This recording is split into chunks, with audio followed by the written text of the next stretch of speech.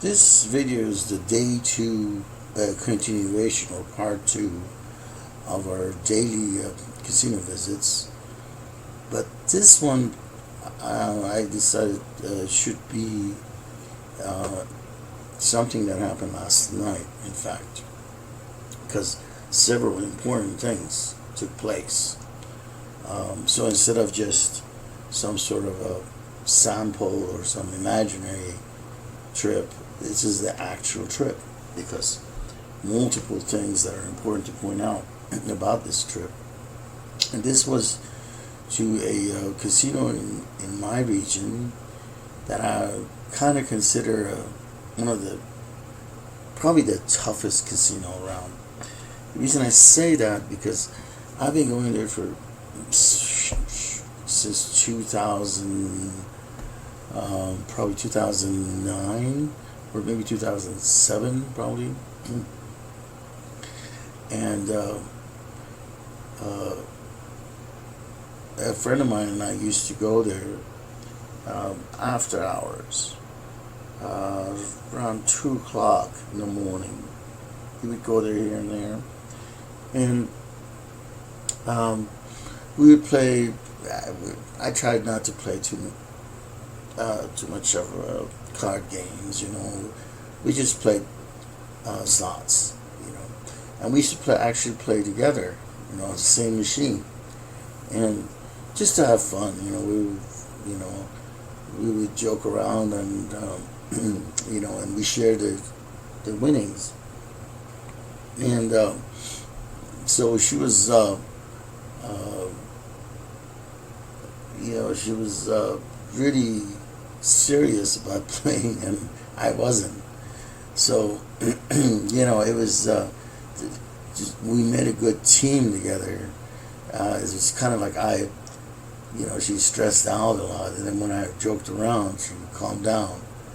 So it was a good, and then we actually, some nights we go home, not a lot of money, but about 600, 700, 800 each on one machine, because we'd win, and then we'd move around, and then we'd come back to certain machines, and come back and try it again. So there, and then I personally, without her, I'd go to that casino and I hit the $5 machine, like I think twice, which is not that big of a deal, because all you need is 250 credits. You got a jackpot, and then a penny machine, 250 credits is nothing, right? So it really makes you can't count that as some kind of a major deal, but because of the tax situation, it's considered a jackpot. So and that casino, and it has a sister casino, and between the two of them, I did a lot of money on the dollar machines. Okay. But then, of course, we had a lot of times when we went there, didn't win anything. We lost money, obviously. And this is years ago, before all the new developments of the slot machines. And then, as far as the, I would sometimes play craps, and I had great results from the craps table. And in fact, it was interesting because the crew would actually, when I would walk up, I would go there late at night, right? When I walk up, the crew, the pit boss over there, which is a little unusual, but he would tell all the dealers to be quiet, because they didn't want to draw any attention. Because what I would do is I would bet on the hard numbers and then piggyback. So every time I hit a hard number, the crew would make anywhere from $14 to $20-some. That's a major tip, and I would hit hard numbers. I used to hit hard numbers quite often. I mean, these guys didn't want anybody else on the table, just me. So maybe you can work something out with your local casino like that. Like, just go over there late at night when there's not too many people around, and when you place your bets, whatever you're good at, maybe double it so that the crew makes money too. Instead of just tipping them $7, $8. What's that? When you can hit a number and they can make $20-some each time, and they actually help you. They try to make sure you're not stressing out. And if you forget something, they remind you. And when I'm throwing dice, I don't want to do too much. I want to concentrate on my dice. So they wouldn't ask me, oh, do you want to go back to this? Do you want to do that? They automatically did it, and they just took it out of my money. So this was really helpful. So great results from that casino. Okay, and then it just happened that I moved to a different city, about 50 miles away from that city, and I just didn't go there as often because I was closer to other casinos. And then during that time, they remodeled. Okay, I mean, this is one of the, probably the nicest casino in the region now, and it looks like a Las Vegas kind of a casino now. So ever since, let me backtrack for a minute. When we were winning, they also used to post their jackpots.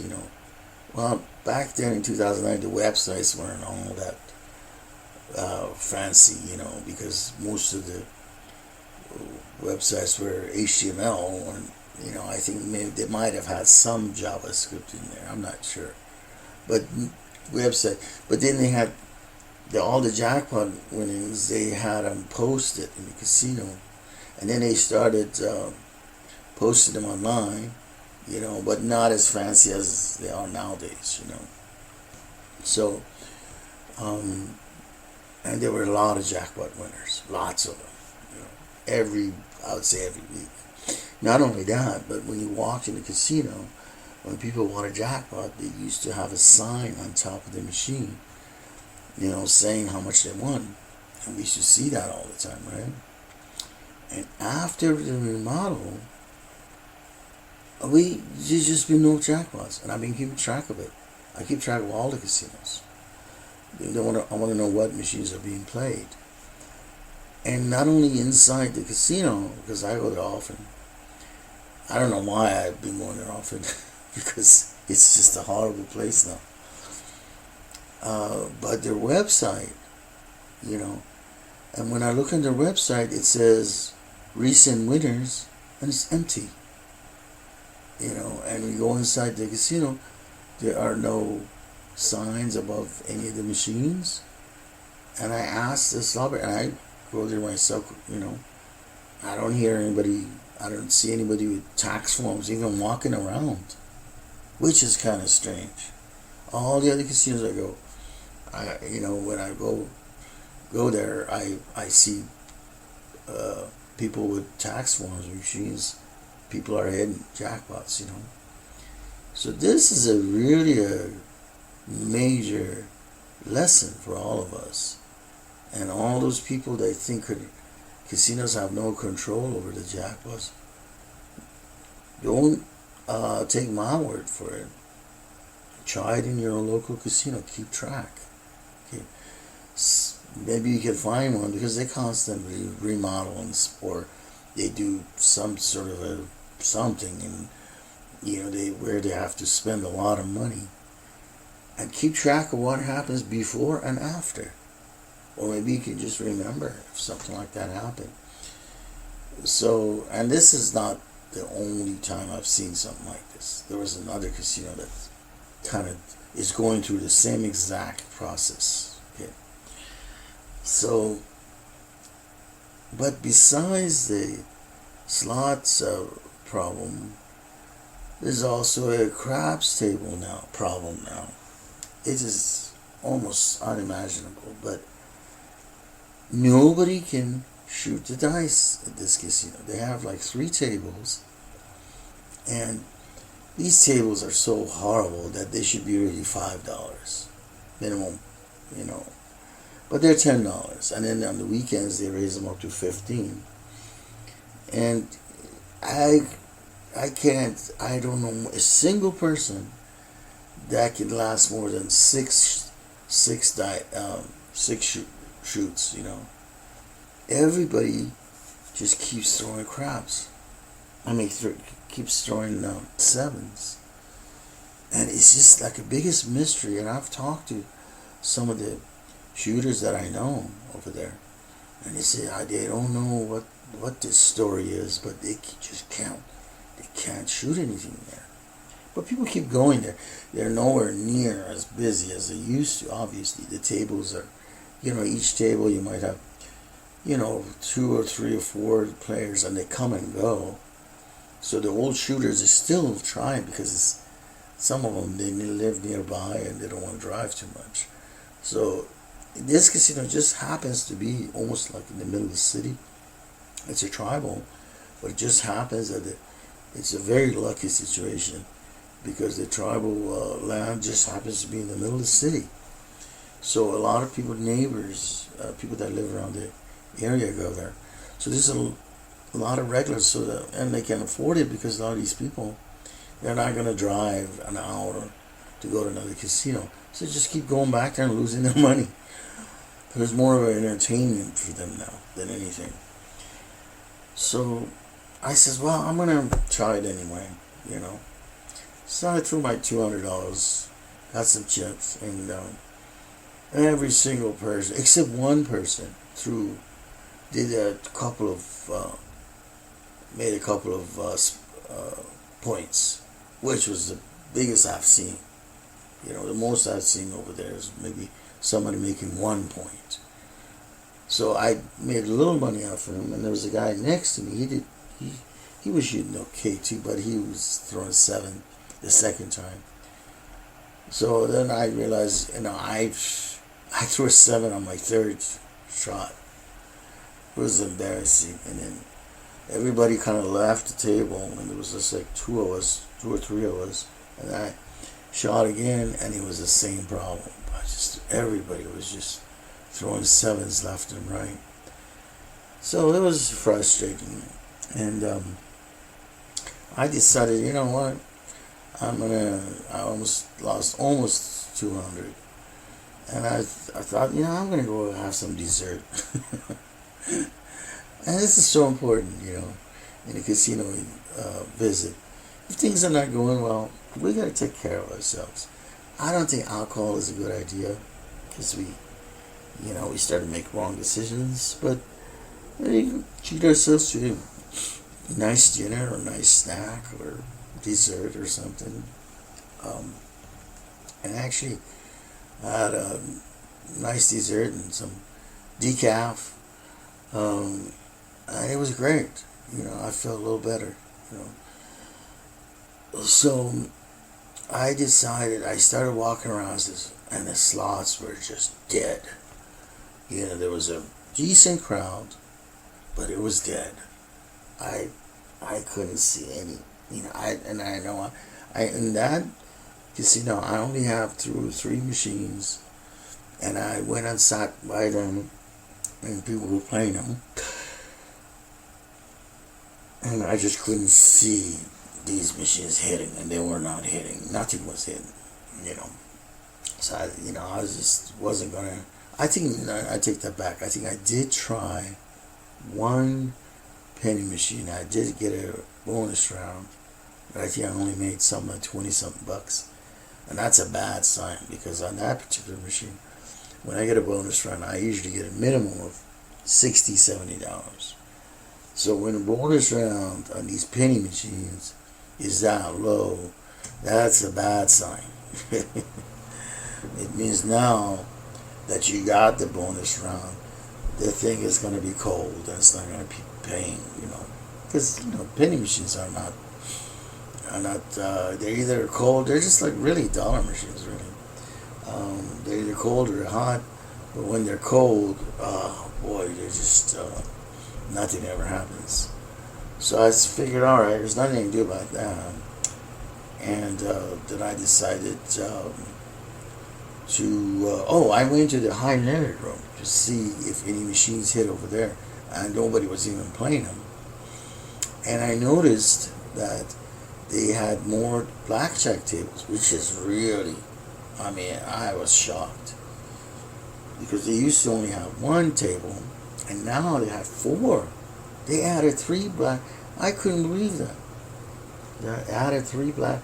Double deck? Are you kidding? And as you know, well, you might not know this, double decks are watched closely, because if card counters, it's a card counter's dream game, because you're not going to lose count. Only 2 decks, you know, and the deck's either going to go real positive or real negative really quick. And it was amazing, because I went in there and cashed $200 worth, and bang, bang, bang. Within 10 minutes, I'm at $250. And then next thing I know, I could see the pit boss walking over. And I says, oops. I says, you know, I'm going to go over here and play baccarat. And the lady dealer says, yeah, almost like, yeah, good idea, get out of here. Because, I don't know, she wasn't too happy that I was winning. And I was actually, some of it, I was winning on the side bets, you know, which we train there, by the way. We don't just do the blackjack, we also train people how to count for the side bets. So I felt a little better because I got my money back, you know. In fact, I made $50 extra. Oh, I think I made more, because I remember I altogether I had $80 over. So somehow I made $400. I had $480 because I only went in there with $400. I lost $200 at the craps table, and I had $480. So then I thought, well, should I go home, because this is just a horrible night, and it's almost close to 1 o'clock in the morning. I got there around 10:30 at night. I said, this is not gonna happen. Then I thought, you know what? I need this casino, because there's only so many around me with the slot machines in them, and I can't keep going to the same ones over and over. I need a good circuit so that, you know, they're spread apart as far as, you know, I probably want to just go there once a week. If possible, I want to go to those places once every 2 weeks. I just don't want to be seen there all the time. I said, well, you know, I made $80 tonight, and I could go home and just say, forget it, I'll come back another day. Or I can invest that $80 and try to figure out the craps staple. Why is it that everybody's throwing 7? So I went back to one of the craps tables, and just before it was my turn, I finally realized what the problem was. Now, a lot of people in the craps community, they claim that these tables are rigged, you know, that they do something with the walls or back walls, or to do something to the table, and all the, you know, well-known shooters can't even make a point, you know. There's got to be some, no. Then there's an argument against that. I've read it in forums where people say, well, it could be the players, because if you haven't been practicing, or if you're shooting a little different, then, you know, you gotta throw 7s. Then you have to think about that. I mean, is that really possible? Every single shooter is all of a sudden forgot how to shoot? Come on now, you know. And I'm not, you know, we're not trying to cut down casinos, but there are legal ways that a casino can, you know, make it harder for shooters. And I've noticed that, you know, I've gone to a casino on a certain night, like a Friday, and I've seen $50,000 or $100,000 that casino paid out in winnings, like on just one crop table, right? And then you go back to the entire week. You can't. Nobody can make a point. Everybody keeps throwing sevens and losing.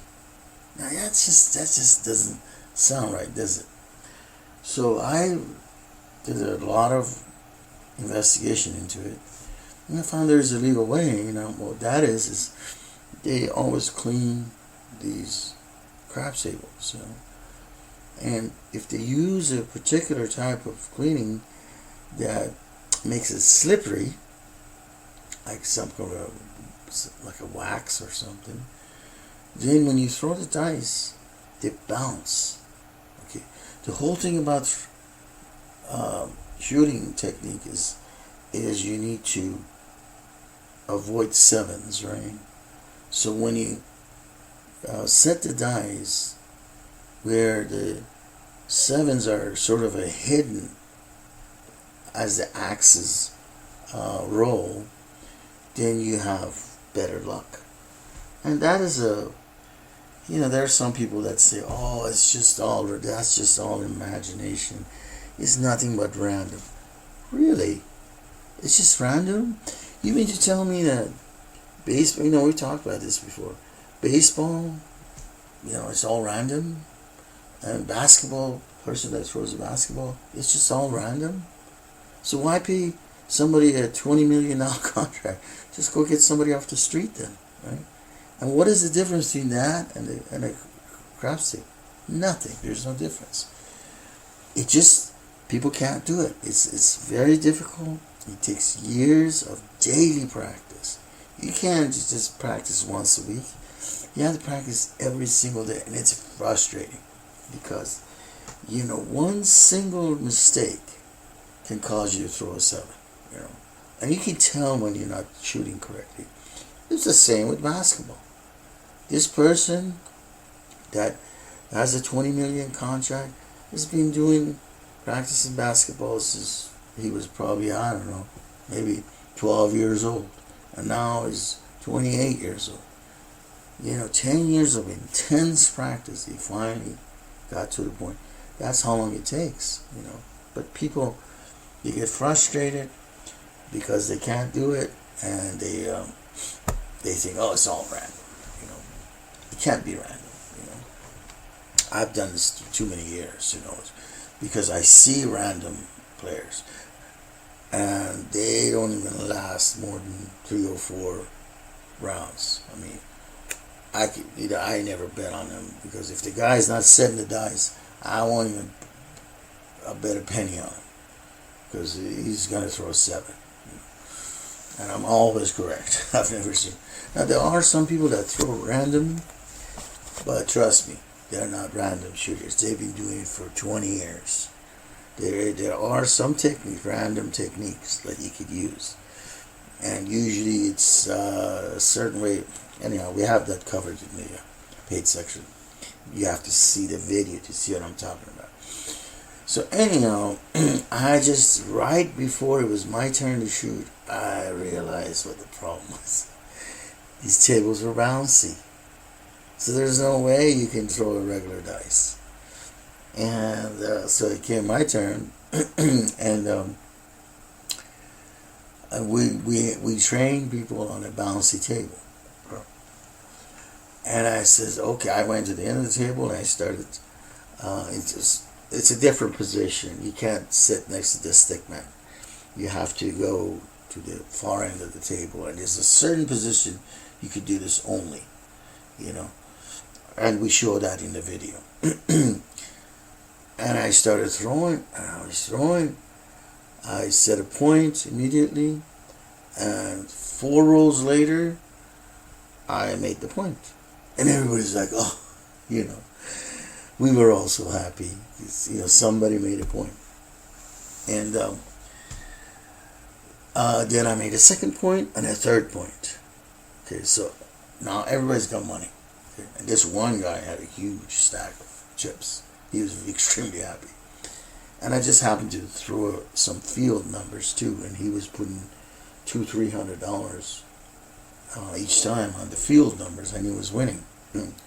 So I think he probably made about $1,000, maybe more, just on the one roll that I did.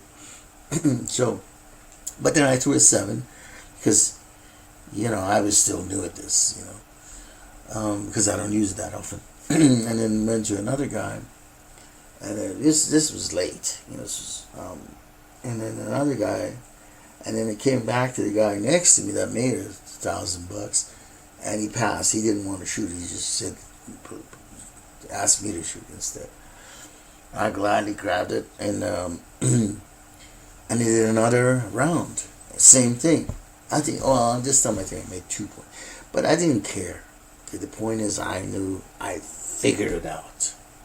And sometimes, and I actually, I don't know what exactly happened, but I think I lost $50 last night. Okay. So that was good, that's another important thing.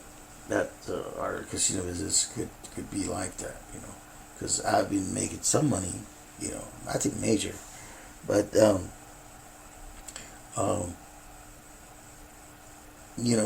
fact that we could have some really good nights, and then all of a sudden run a night like last night, I made $50. Who cares? It was the best $50 I ever lost my whole life, because now I've added that to my list of casinos that I'm going to go very often, and I'm probably not going to, well, put it this way, at some point, now they reopened about 2 years ago, so they've been taking people's money for 2 years, and I hope at some point they start paying people back, and then I'll know, because I'm going to be there probably at least once a week, or so. So it was probably the best investment I ever made, because now I figured out not just that table, but one of the problems in this business is we're so busy, and then a lot of times we're exhausted because of the hours and stress and all that stuff, that we don't really use our head too much. It becomes like a job, or we just go and do our job. But last night, I wasn't just a player, I was an analyst, and that's what we all got to become. If something's not working, you got to ask, why isn't it working? It worked in the past, so why is it, and the fact that I figured that out is one of the reasons I wanted to make this video. And so what could be a great tool would be to make notes on an Excel or something. So you have every casino, and we covered that in our training, but as a public video, make notes with dates and the name of the casino and the events. It takes some time, it takes 5 or 10 minutes, but it's your money, and try to go over these notes and see if you can pinpoint problems. And like I said, we covered that in our regular video, and I don't want to make this too long. It's already almost a half hour, but we'll continue with the next day of casino visit on the next video. And thank you for watching. Please subscribe. Bye.